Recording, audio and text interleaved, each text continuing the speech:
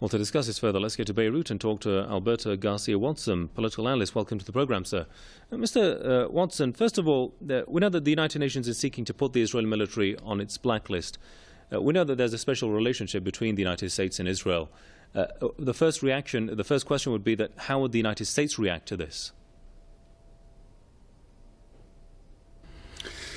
Well, we know so far what the relationship between the United States administration and Israel is at this point. The visit of Netanyahu in the past weeks to Washington and his declaration of war to Obama in the Senate, proves that the ties between the United States and Israel are at the most delicate moment. However, the United States will not allow that this will take place. Let's not forget that this is just a recommendation by the representative of children and armed conflicts from the United Nations. And even inside the United Nations, Ban Ki-moon most probably will put his pressure on it so Israel does not feel too much under pressure. Let's not forget that, Israel was created unilaterally a few months after the United Nations was created. The United Nations have given the okay and the free pass for the Israelis' impunity in all these decades.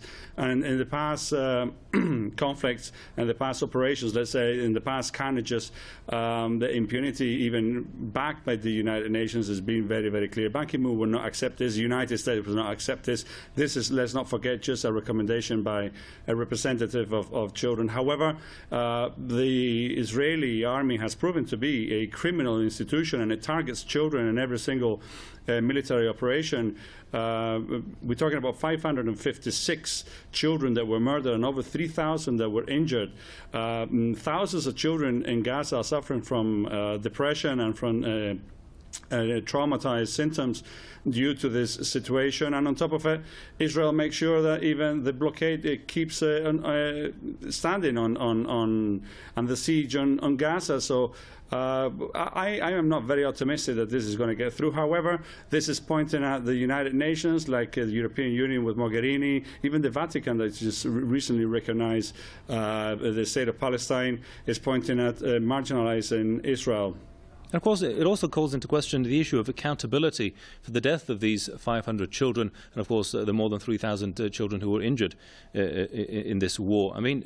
What other avenues does Palestine have to bring Israel to be held accountable?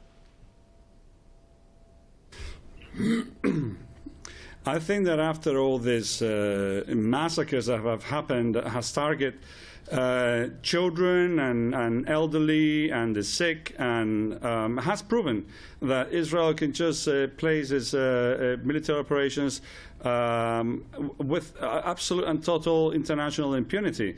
We see now that Netanyahu has created a government of the most extremist members of the parliament that are calling for the annex of the West Bank, East Jerusalem and Gaza.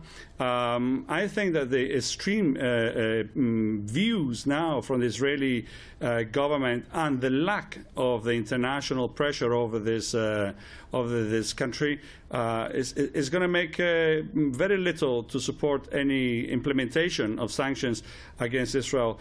And as long as the United States keeps a veto on the Security Council of the United Nations, once and every time, on and on and on, it will just give the possibility to Israel to keep on ongoing, taking land, keep on with the military operations. We just saw yesterday that Israel again bombed Gaza. It's not condemnation. We don't see a condemnation from any institution apart from humanitarian organizations, but that's not enough. We need that the United States gets more involved, and we definitely need that the United Nations gets really involved and declares and puts first the army in a blacklist, because it's proven to be a criminal institution that targets especially children and the elderly and the women. And my God, what else? What more proof does the world need that this entity, this criminal entity, cannot just keep on killing? It has to be sanctions. There has to be a punishment from the whole world and the United Nations itself. And if the UN fails to hold Israel accountable in any way, how much would this take away the trust of nations which would believe in an international body that would fight for their justice? The United Nations has lost all credibility for the past years, for the past decades actually.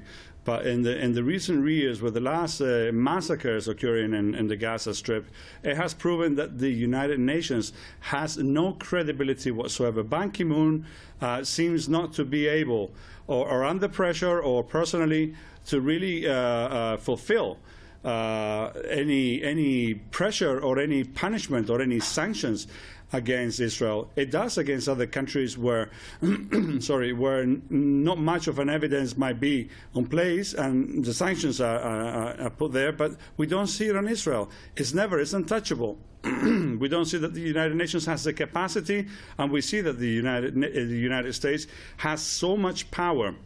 I mean, being a country that has the biggest debt with the United Nations is the one threatening with cutting the funding with the United Nations in case that the United Nations takes any measures against Israel. All right, we'll leave it there for the time being. Many thanks, sir, to Alberto Garcia Watson, political analyst from Beirut. Thanks for your time there, sir.